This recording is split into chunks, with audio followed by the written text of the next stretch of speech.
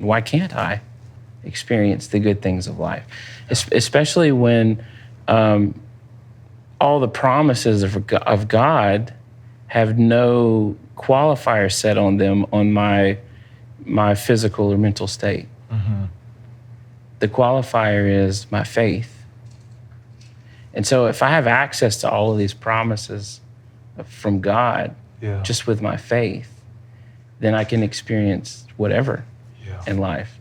And that's good, bad, or ugly, or anything in between. I can experience all of those things. So don't let the enemy creep in there and whisper in your ear that you can't do something or you can't experience something, because you most definitely can if you try.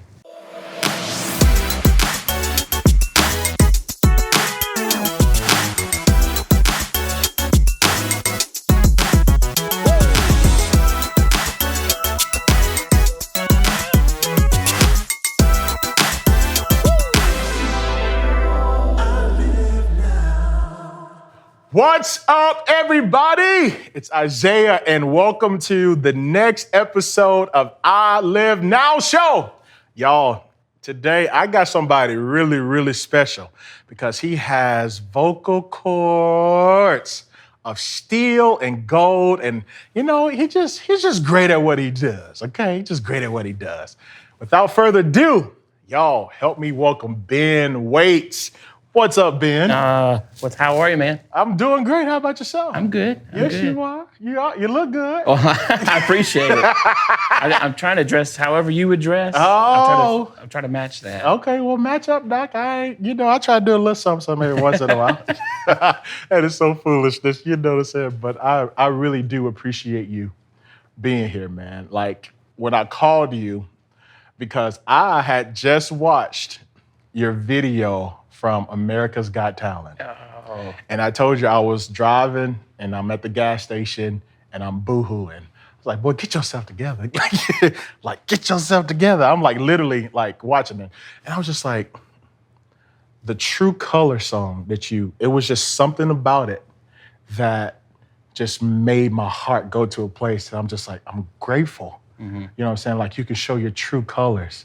So tell me about your America's Got Talent experience and why you chose that song. Man, it's quite the story. Mm-hmm. A very God-infused tale. Probably 2.5 years ago, I was recording a new song called Real As I Believe. Mm-hmm. And my producer sent it to me. We're actually traveling through Michigan, and we had pulled into a Walmart parking lot. Mm-hmm. And the guy that was driving with us got an email from my producer, and it said, was Ben close to his grandfather? I was like, yeah. And he had sent a song along with it. Said, if he was, have him listen to this. And so I listened to this Real As I Believe, and I'm just bawling my eyes out listening to it, going, okay, we're recording this. We got to.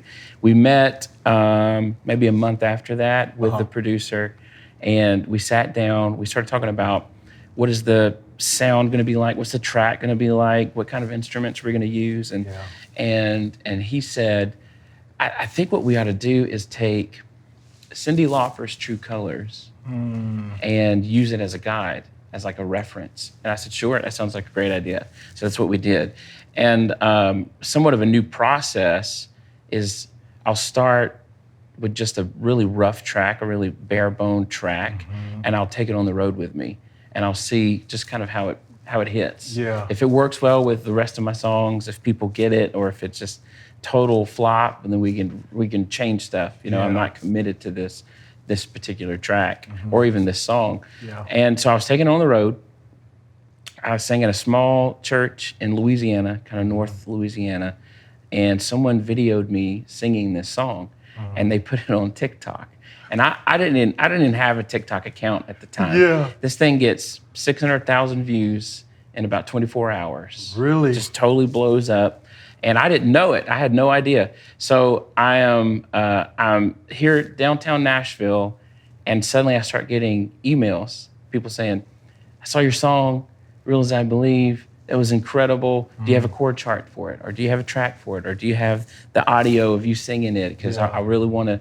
I want to play it for this funeral service that's coming up. I want to sing it at church. Sure. I was just getting overwhelmed with these messages and emails, and all I could think was, why do these people know about this song that I haven't even released yet? and the lady that put it on TikTok calls me, and she said, "I'm so sorry." And I said, "I think I know what you did. Tell me about it." And so she said, I should have got your permission, but I put it on TikTok. So you didn't need my permission. Yeah. I'm glad that you did it. And a few days after that, I get an email from AGT. Wow. And they said, "We saw your video on TikTok." Come on, TikTok. And we want to know if you would consider being a part of the show. Mm-hmm. And so I read that email again, and then I deleted it. You deleted it? I totally deleted it. Wow. I totally deleted it. For what, man? Yeah, I deleted it. I did. And about a week after that, I got another email.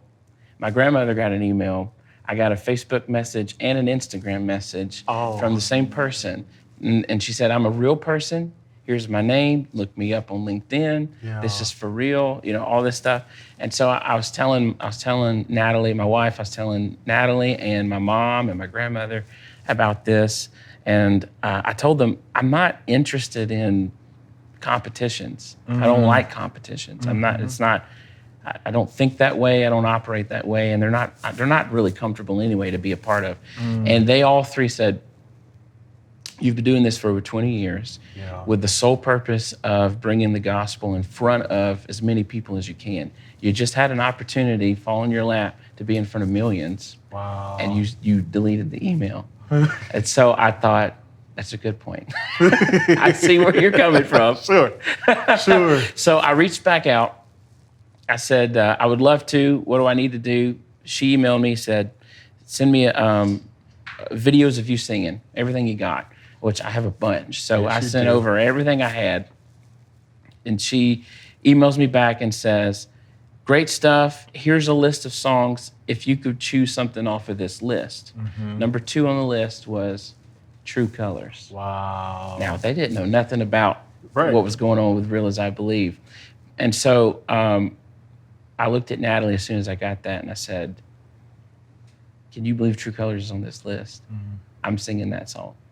That's going to be the one, because obviously this whole thing is God ordained, and I don't know what the purpose is of it. I don't know what's going on with it, but this is what we're going to do. And so I chose True Colors. I sent them in a video of me singing it.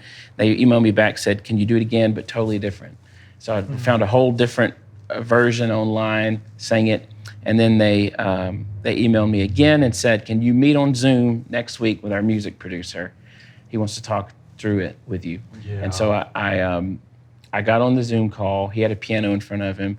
He started telling me things about myself that I didn't even know people knew. Oh, wow. So I had been really checked out and looked at, and he was telling me about my musical sense and the genre that I'm in and songs that I sing. Yeah. He said, "With all that in mind, here's what I think we should do for True Colors." And he starts playing on the piano exactly what is heard on the episode.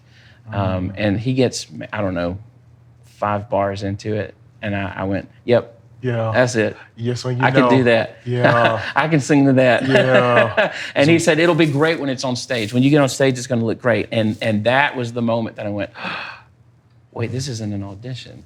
Like, I'm going to be on this. Like, you're talking about. We're trying to find a song for me to be on the show." And that was super strange. And it never really became real, because right after that, it got fast. Paperwork was coming in. Got to sign this. We got to plan out the itinerary. You're going to fly in on this date. We need pictures of your what you're going to wear, and give us a lot of options. So a lot of stuff's happening super quick. Yeah. And we fly out there to Pasadena, and we're there for 6 days, 7 days, something like that. Yeah. And what an experience it was. The crew, they were top notch. They were from all over the world.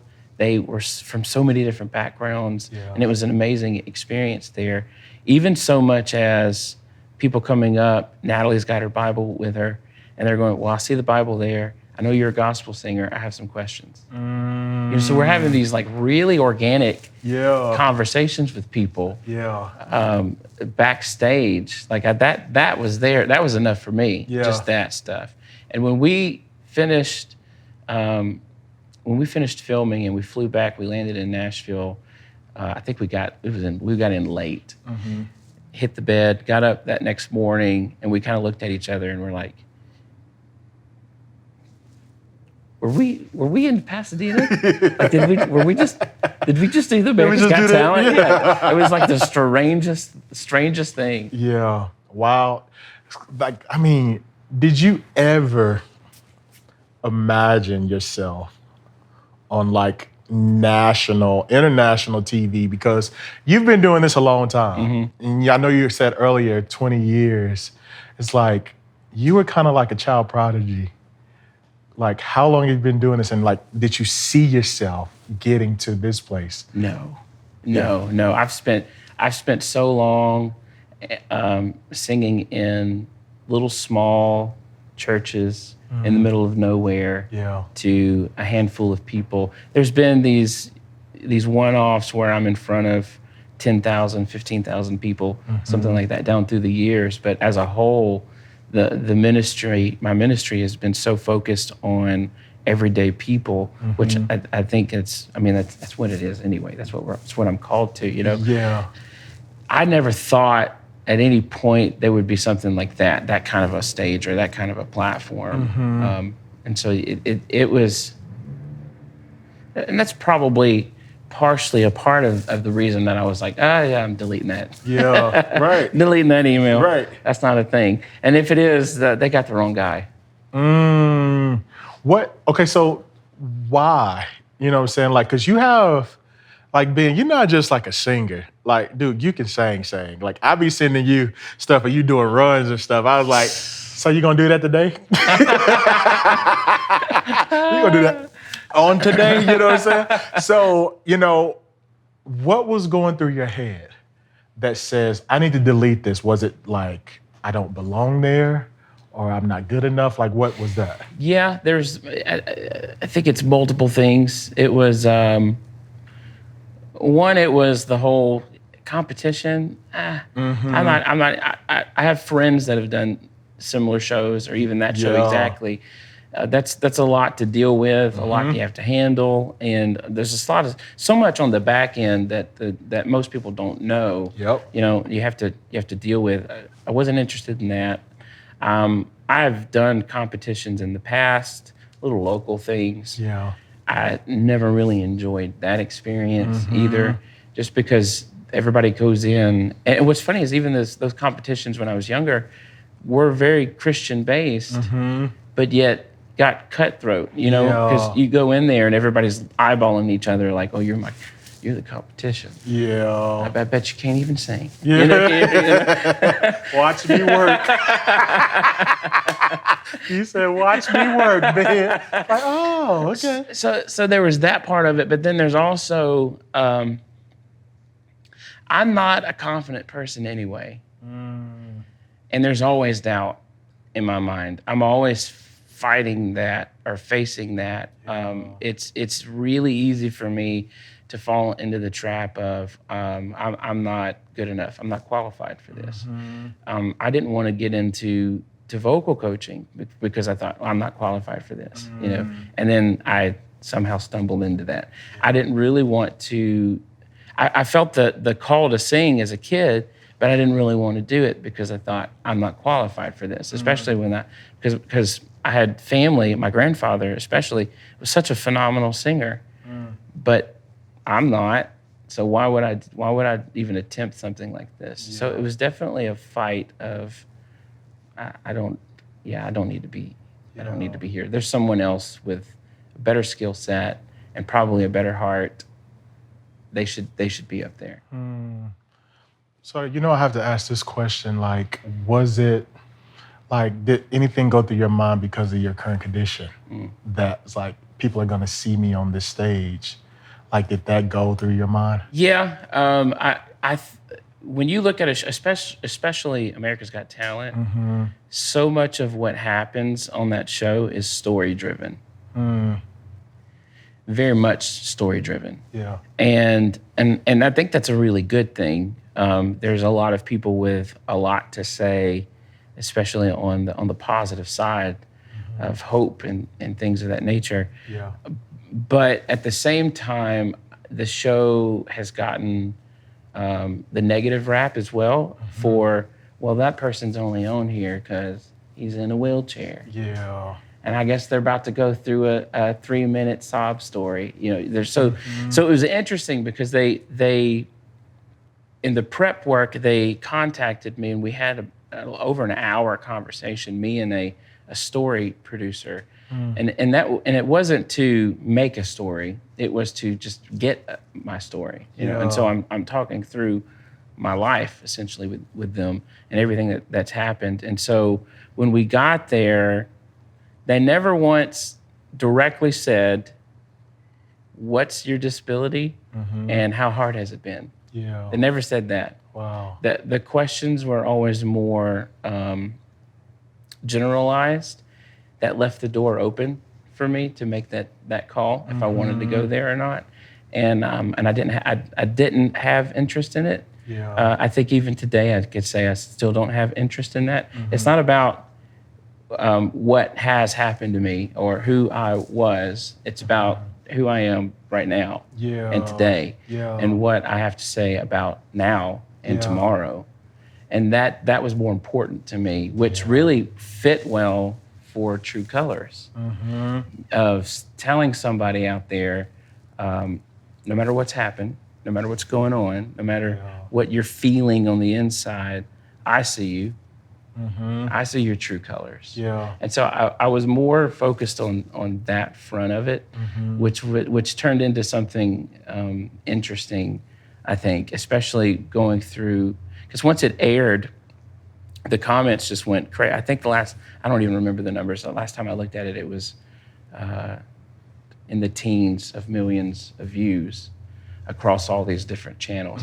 And so Natalie and I had gone through all these comments and we're reading through them and the stories that people are telling but they're all now stories. Yeah. You know what I'm saying? That meant a lot to me. Yeah. Because the things that they had to say weren't actually really about me, but more of what I said. Yeah. More of what they got out of it. That was the main driver for me. Yeah. I absolutely love that, you know what I'm saying? Because brother, you have a gift. Like, I can't understand, because like, you know, there are a lot of people who can sing, you know what I'm saying? And there are a lot of people who have talent. But I call like a gift is something that whenever you open your mouth, it's like something changes. And, you know, we had the conversation. I was like, I watched your True Colors the first time, called you, told you that I was, you know what I'm saying, like, and then I'm in the car looking at it again like I had never seen it again. And I could just feel like the Holy Spirit. I was just like, when he opens his mouth, I'm like, something happens, something changes. And I know it's like the glory of God all over your life because it's no matter the appearance. It's like, what is in your heart? Right. You know what I'm saying? And so, you know, and I could see how that they don't want to kind of ask that question because they like, how would it make you feel? You know what I'm saying? Because like growing up, you know what I'm saying? Like, how was that, you know what I'm saying, to be like, you know, because you do become different, you know what I'm saying? People look at you differently, you know what I'm saying? And just like, even like the abandonment, you know what I'm saying? Or like with your father, like, tell us about that. Yeah. So my parents were never married. And my dad was around for the first 3 years or so, something like that. Yeah. I don't personally really know the story on what happened there, but he disappeared. And I didn't see him, honestly, until I was about 11 or 12, something like that. And then even at that moment, when he came back in, it was very briefly for not long at all, a few days, maybe a month, something like that. Yeah. And then I kind of didn't see him again for a while. And then funny enough, a few years after that, he shows back up in my life, and suddenly he's traveling with me and helping me set up sound equipment, and and so that was an amazing experience to have that. But in those childhood years of just my mom, who was also going through a lot of her own demons with substance abuse and anger and just a lot of things from her childhood, right? Yeah. That she's carrying as an adult. So she's having all these struggles, but she's still there, a part of my life.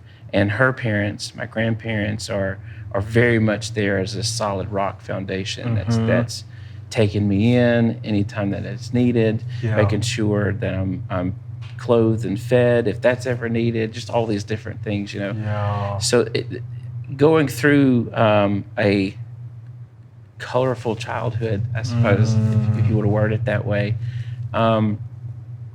you learn a lot about people, you learn a lot about life, even outside of the Christian perspective. I mean, I thank God that I had grandparents that are pouring in scriptures and talking about God and going into the churches, and especially in my preteen years, I'm traveling with my grandfather, singing at these churches, and listening to all these preachers preach. Getting that kind of that lens put over it was a really powerful thing.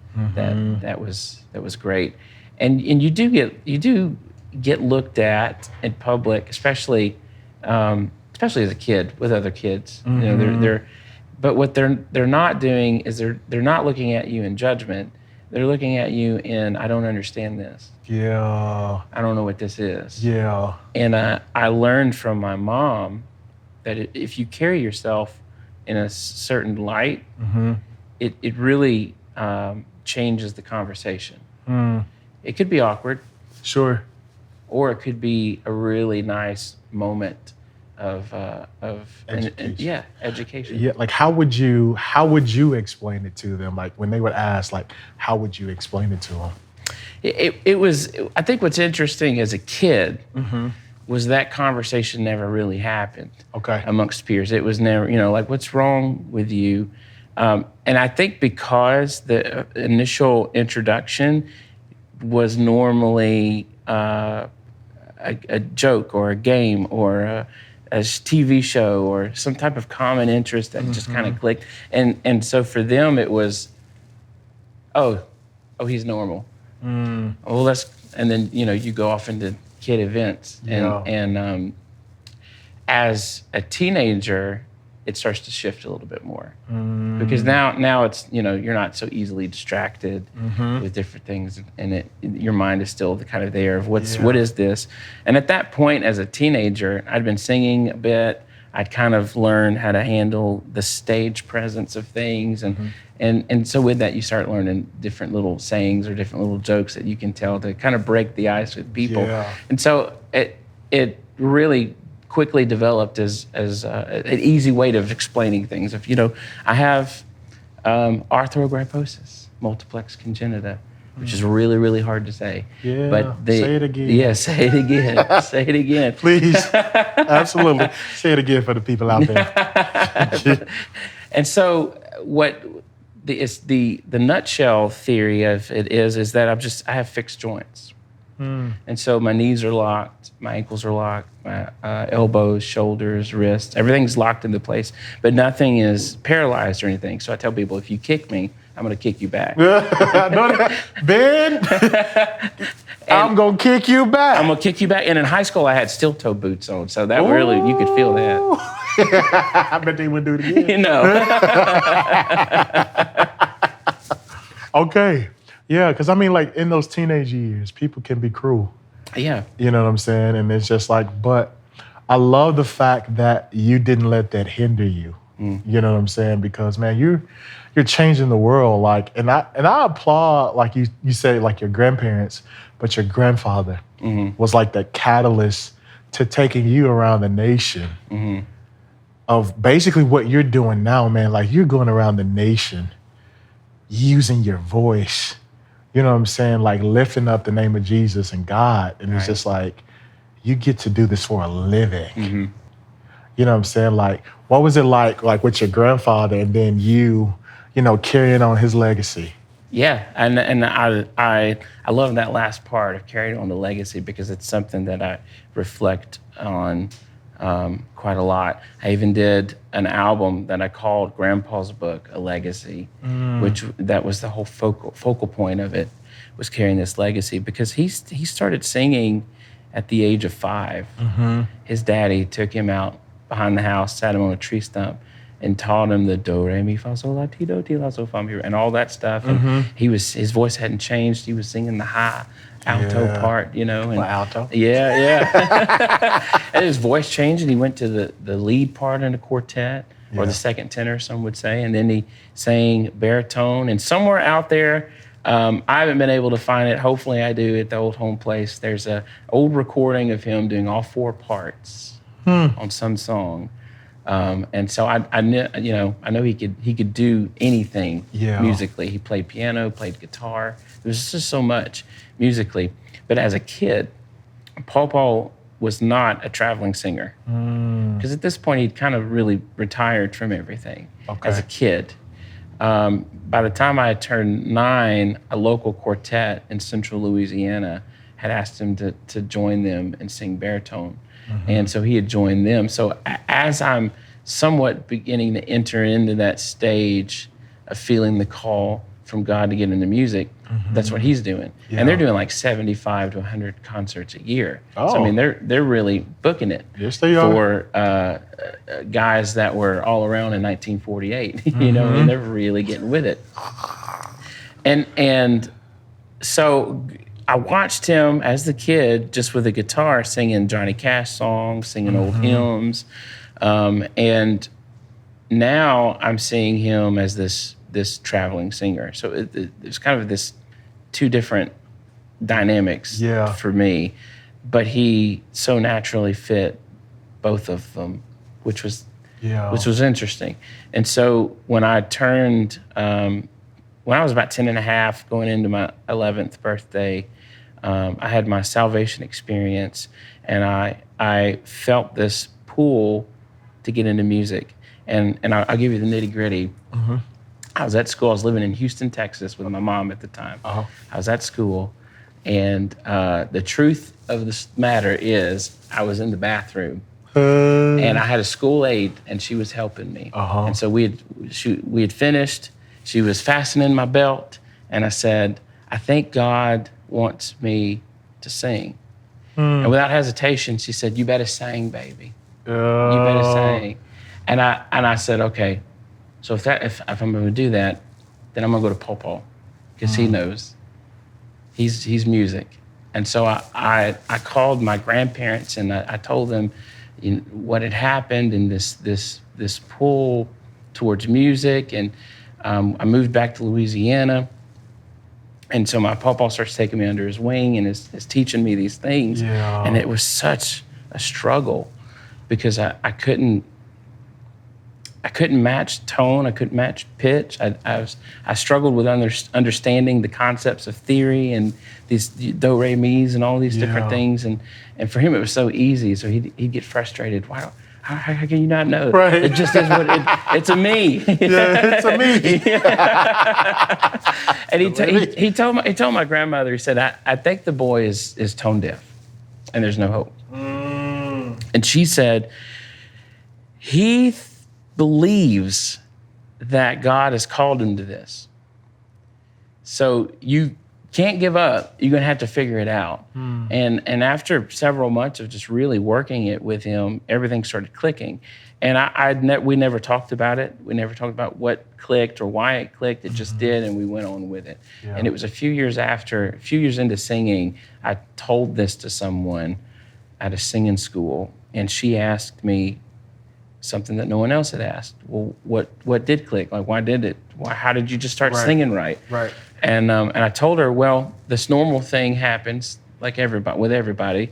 When music goes or when any type of audio happens, my brain creates a video of color. So I'm seeing this, there's a mental picture, moving picture of color, gradient and textures and all this different, a lot of depth. And so when I've just figured out through those months of trying to get it right, if I match the color, I get the right note.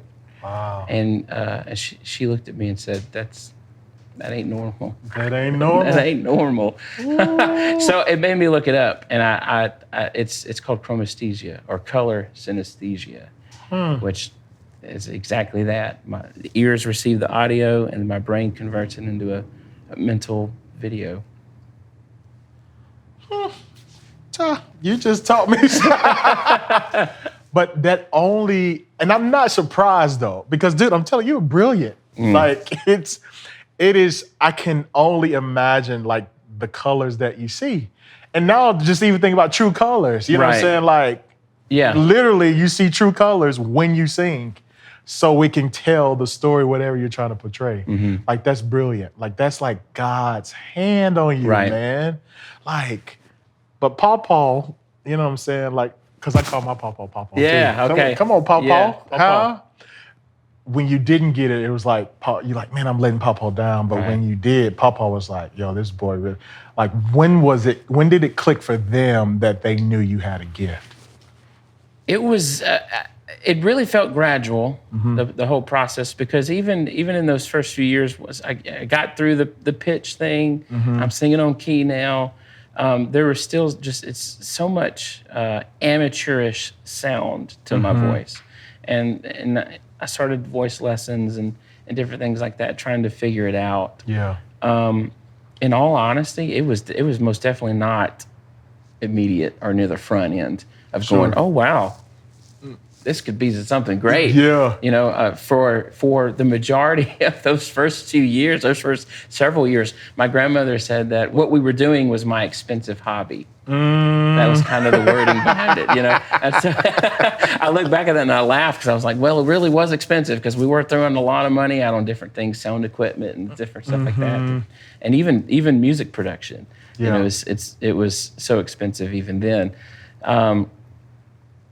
But somewhere near the end of high school, it started becoming more serious, and I was a bit obsessed with it. I mean, I was staying up till 2, 3, 4 o'clock in the morning singing. Yeah. Which is really funny, because you imagine teenagers, well, of course they will, and they're probably that loud music, but here I am singing church hymns, you know. To God. I'm like obsessed with it, you know. I'm obsessed with it. So that was, I'm sure, a very interesting and unique thing for them to kind of experience.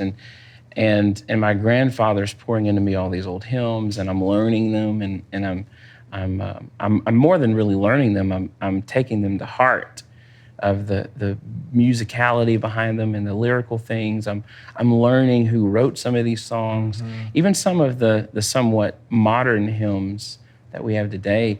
I've had the opportunity to meet these writers, and hear where it came from for them, you know. So much of this is he's pouring into me these different stories and these different other singers that he grew up listening to. And what was neat with it is that Popo and I are now developing this closeness, which we were close when I was really young, but now it's like I've taken on his favorite thing in the world to do, which is sing songs about Jesus, and we're doing it together. And we're I'm coming out of high school. We're now having moments of worship when we're practicing. We're now crying when certain songs are hitting, or we'll sing a verse and then he'll stop it and say, I've been thinking a lot about this song and what it means in my life, and how my life is caught up with this lyric. And son, I'm gonna teach you something. So we go into this life lesson with that. So it turned into these really invaluable moments. Yeah. What did that do for the little boy in you?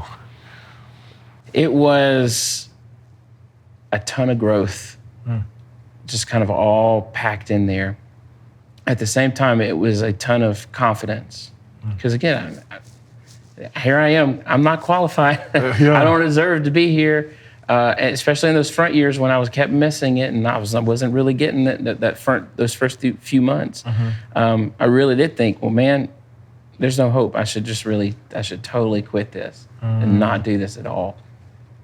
But now we're in these moments before he passes of lessons and worship and meaningful moments together with these songs, and that's something that I'll take with me the rest of my life. I'll forever remember, and it's something that I tell people when I'm traveling. The church hymns are, some of them aren't really doctrinally sound. Some of them are a bit musically annoying to hear, But as a whole, they're beautiful. As a whole, they're really true. But more than that, everybody has a strong memory associated with the hymns.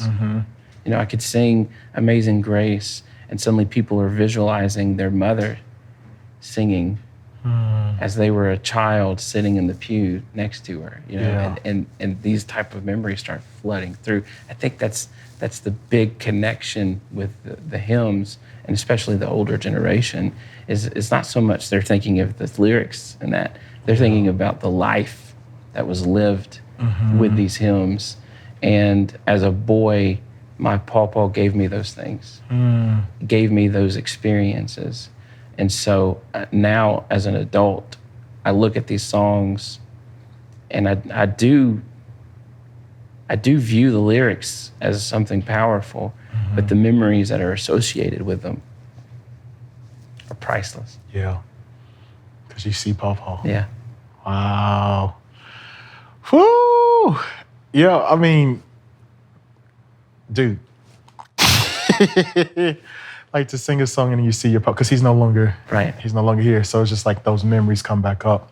Like I know my Popo loves to get wisdom. He doesn't know that I be recording him. He knows he knows now, right? But people just like, record your grandparents. Yeah. Because there become one day that you will want to just hear their voice. But they were full of wisdom that you can pull from when you're like, man, I feel down. But I just put up Popo's recording. He was like, my Popo be like, sugar. He said, you got to work, sugar. You know what I'm saying? He also was just like, hey, it's like, if you don't love something, don't do it. He said, life is too short. Yeah. And I'm like, you're 83. Of course I'm gonna listen to you, because those moments are so special to be like, when he leaves here, I was like, I have those recordings, right? So I know my Popo is full of wisdom. What is that one thing that you remember your Popo told you that can encourage the viewers? Patience. I learned all of the patience that I have in me from him. When we spent day after day out on that fishing boat with a fishing pole, and we would sit on that water with the quietness. It was the things that he didn't say that I carry with me more than anything, because I watched him live and I watched him do with actions. And those silent moments taught me how to be a man. Don't do this to me, brother. I get it. I get it. And you know what I'm saying? It's one of those things those are the things that we take with us. Yeah. You know what I'm saying? And so Popo leaves, right? And you're getting older. And it's like, all right, Popo's not gonna be here forever, and he's just proven that. It's like, what does life look like now? You know what I'm saying? Like the questions that you ask, like, will I ever be married? Will anybody ever love me? You know what I'm saying? Like, tell me about that. Yeah, that's always an interesting topic. somehow down the line, and I wouldn't necessarily say that I resigned to it because of the wheelchair or the disability or anything of that nature. I think I just kind of resigned to it because of hurt, past relational hurt, you know? And I thought, okay, what I'm getting into anyway, career-wise, I'm gone a lot, like a lot. Maybe this isn't even a good idea. So at some point, getting out of college, I start building up this mentality of, I'm gonna be single for life. You know, I'm even reading some of Paul's writings. He's like, for those of you that can't contain the passions that burn within you, go ahead and get married. But if you're more like me, I wish you could be, I'm just gonna be here, just me, serving the Lord. So I was like, you know, I'm gonna serve the Lord.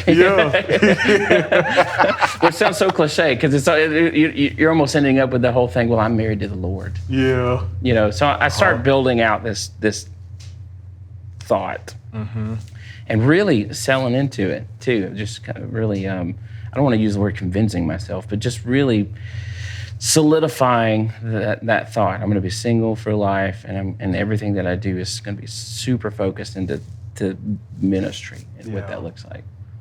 Yeah, absolutely.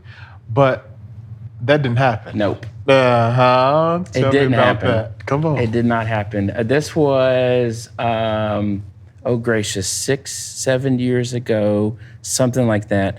A friend of mine had posted a song on Facebook of himself singing, and he was using an app, a karaoke app. And I thought, well, that's really neat. And so I'm in East Tennessee, New Year's, about 7 years ago, something like that.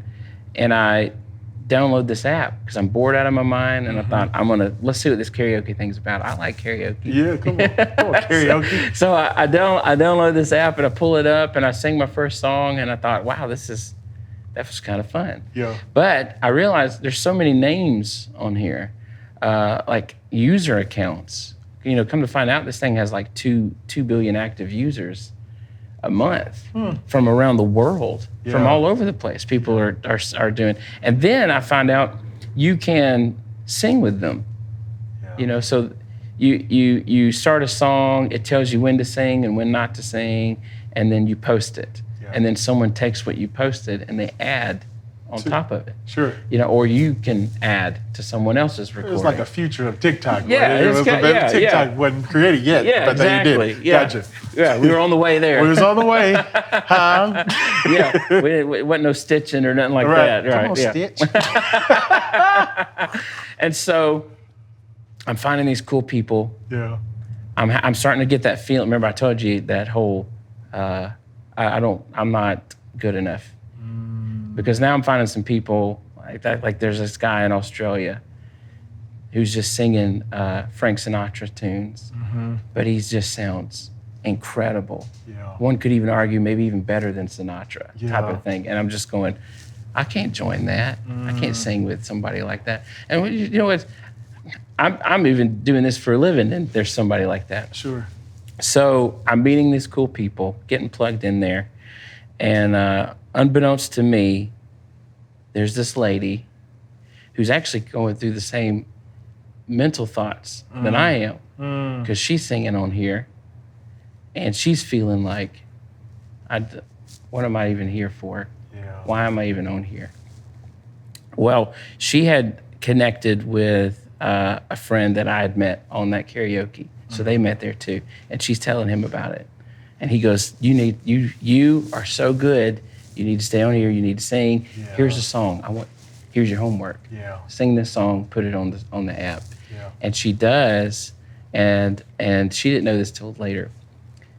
But he shows it to me and another friend of ours, and we spent like 3 hours talking about how amazing this lady is. The voice, the nuance, the little embellishments, the phrasing choices. You know, it's like, man, we're like geeking out over it for 3 hours. Music. We're nerding out over this. And then we start singing with each other.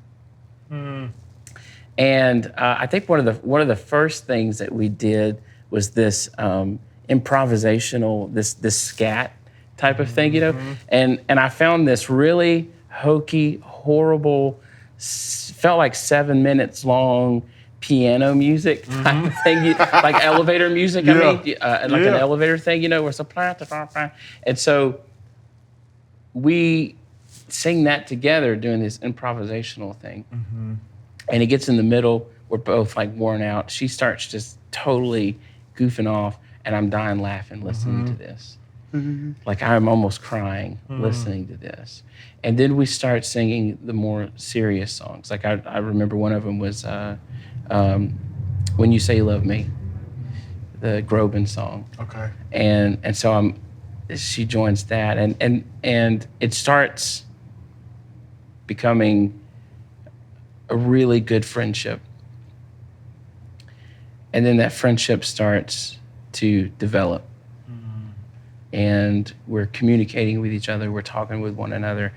It starts becoming really close friendship. And then we finally decided to meet in person in Gatlinburg. And because Gatlinburg's the place to be, man. That get your You got to get that, yeah. Get you a view of them Smoky Mountains. Dollywood, I guess. Is Dollywood up there? Yeah. Okay. Oh, yeah. No, yeah, it is. And we met at it was like a little welcome center out in the mountains. And I am in front of this, because I got to the place before she did, and I'm sitting in front of this black bear. A real one? No. Oh. Taxidermy. Okay, taxidermy. Yeah. But I mean, it had a ferocious thing going on, you know. So I'm sitting in front of this bear and I'm looking at it, and my dad is half Japanese, so a lot of people don't know it, but I'm a quarter Japanese. I am. The reason I even bring that up is suddenly this hand comes on my shoulder, and her face comes around, and she says, "Has anybody ever told you look Japanese?" Wow. So that was her first little line to me in person. Wow. And she gets in front of me, we're hugging and we're saying our hellos, and in my mind, I'm looking her in the eyes and I'm thinking to myself, I'm gonna marry this person. Yes, you did. And I did. Yes, you did. Yeah, and I did. Yeah, you married Natalie. I did. Wow. It's like for her to see that small 25% of you when she first met you was like, and you already knew that day. And how long was it afterwards y'all got married? Oh, gracious. It wasn't terribly long, because it was two years. Come on, Ben. Wait. Huh? Yeah. And you got married. And so that whole lie that you'd be single just went out the door. I didn't even know it was a lie. Come on.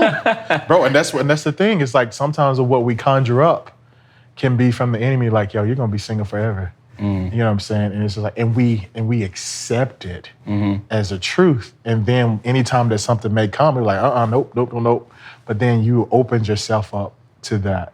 So I love that. Like, man, I see y'all post on Facebook and Instagram and everything like that. And it's just like, yo, I love them. I love them. I was like, I think y'all posted a video where she was just flying, you know what I'm saying? She was recording and you were, rolling down. And it was just like, yo, like they were meant for each other, you know? So I wanna wrap up with a few questions, because your story is amazing. Like, God has taken you across the world, and across the United States to spread his gospel through your voice. Not only has God used your voice, but I feel like you have something to say to the viewers. So I want to ask you a couple of questions of like, what has God put on your heart? For those people who may have blocked out love, who said that I'm gonna be single, and they've just accepted it when there may be true love waiting on them, what do you say to them? And I'll ask some other questions. Yeah, for sure. I think at this point in my life, the biggest thing that the takeaway I have for that and moments like it is, this is what I would say to myself. So maybe in the more blunt type of direction. don't be so confident in what you think you know that you put God in a box, because he can't fit in there. He can't fit in there. Yeah. And so you need to stay flexible, dynamic to the Spirit, and sensitive to the Spirit of what's going to come, what's going to happen. Be ready, because the truth is you don't know what's about to come or what's about to happen. Did y'all hear that? Huh? Rewind it, okay? You can hear it again. Dude, that's awesome. My second question is, what do you say to the people who may be struggling with their gift of feeling not good enough, that they can't hear the pitch and they're not as good as they think they are as the other people, the comparison? What do you say to those people who are doing that? I would say that we have a Levitical priesthood calling on us. And we're talking about a tribe viewed as the least of these. That God says, these are my priests. Yeah. These are my people that will minister. And there's, even Old Testament wise, somewhat horror stories of these priests, of things they did or how they didn't quite follow it to the letter, or, It's the same for us. We're given an authority by God to minister to his people. And the truth is, we don't have the time to get, again, I'm gonna be blunt again. Come on. We don't have time to be self-absorbed in our, I'm not qualified for this. I can't do this. Because he didn't ask you or tell you to do this of your own merit. He just told you to do it. And so many stories in the Bible where that happens, and then they just do, some miracle happens. Hey, take my people and cross the Red Sea. Yeah. Well, I don't know. What does that look like? Yeah. And then suddenly, boom, it parts. Moses didn't part the water. Yeah. God parted the water, but he needed Moses to lead those people there for that moment, for it to happen.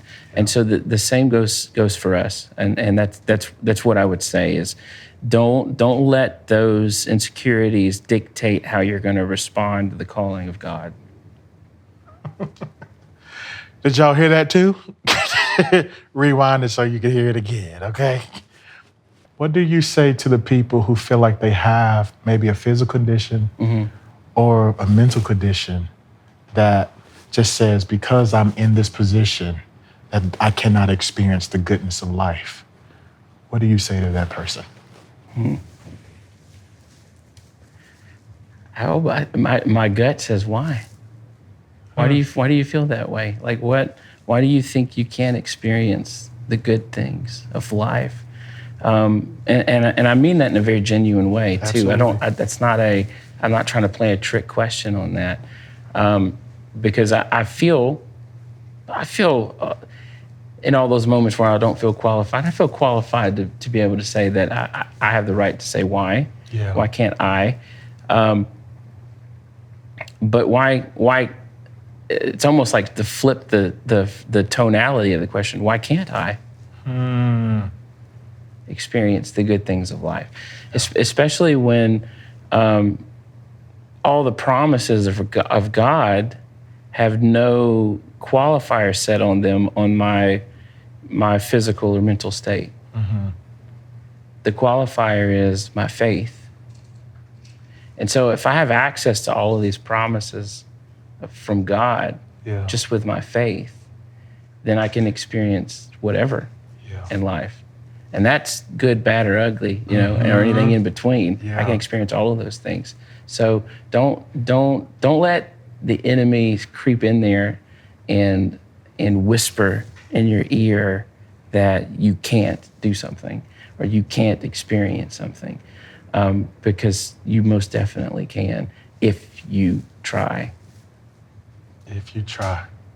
Come on, man. Are there any last words that you feel on your heart that you need to say to the people that are viewing? I think we're in a very desperate time, an urgent time. And if there's anybody watching this, the desperation that I have right now in my life, in my ministry, is for people to know Jesus Christ as Lord and Savior. Because we've entered into a time period that's super urgent. No game playing, no doing the church game or any of that kind of stuff. You've not done anything in your life that's too bad that he can't redeem. And so I plead, if you even have questions or doubts about Jesus, seek those answers. Yeah. Earnestly seek those answers. And the more you pursue that, he's going to show up in a radical way. Amen. I just want to thank Ben for coming out today and being on the show so you can hear that there are no limitations to what you can do and be. Just trust God and it'll happen. Thank y'all so much for watching the I Live Now show. Be sure to like and subscribe and watch the next video. See you next time on the I Live Now show.